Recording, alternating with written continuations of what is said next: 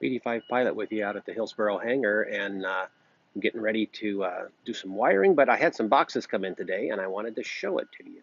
You can see I'm getting my workbenches set up so I can lay wiring out, and I made those workbenches, remember, so that they're nice and level with each other, so once they're all cleared off, I can actually clamp them together and use them for a larger workspace, and that way I can lay the wire runs out and make sure I get the right lengths, and then have a nice workspace. I can put the all of the connectors, all of the things I have to crimp on, and some of the soldering that I have to do, all in a nicer, easier to work space than trying to do it inside the aircraft. But these boxes came in today, and it's like, what are in these boxes? Well, let's take a look. I got an item I ordered from Aircraft Spruce, and this gets called a bonehead carbon fiber NACA duct. It's like, what the hell is a bonehead carbon fiber NACA duct? Well, it's this NACA duct that's designed so we can drill the hole out and direct the air anyway, but I'm going to use this item.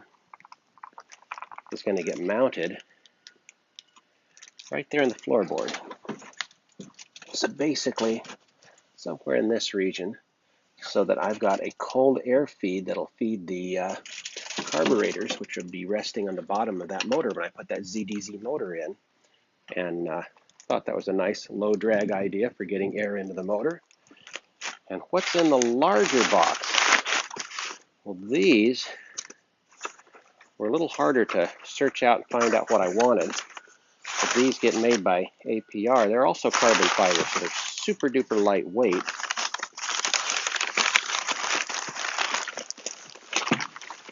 And they're a carbon fiber NACA duct. They're a dual NACA duct.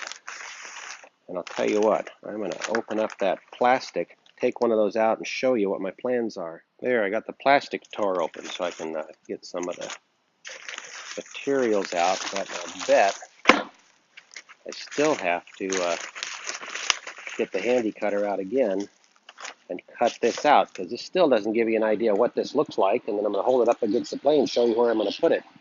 So I got the bubble wrap all cut away, but I've still got to get the tissue off of this to see what it's going to look like. And did I tell you these things are light? They're super, super duper lightweight carbon fiber. Let's get that out in the sun so we can kind of see what that's going to look like.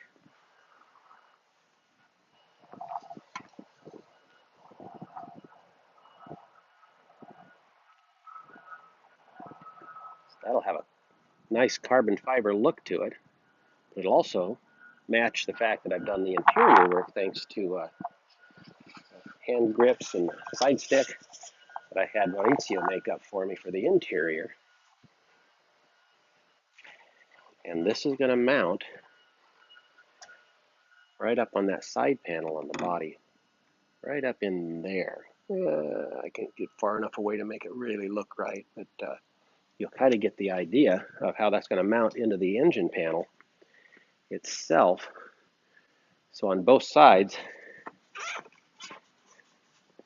this will rest in the engine panel itself, and then I'm going to have some cross flow ducting of that air back around into the plenum that goes into the engine itself.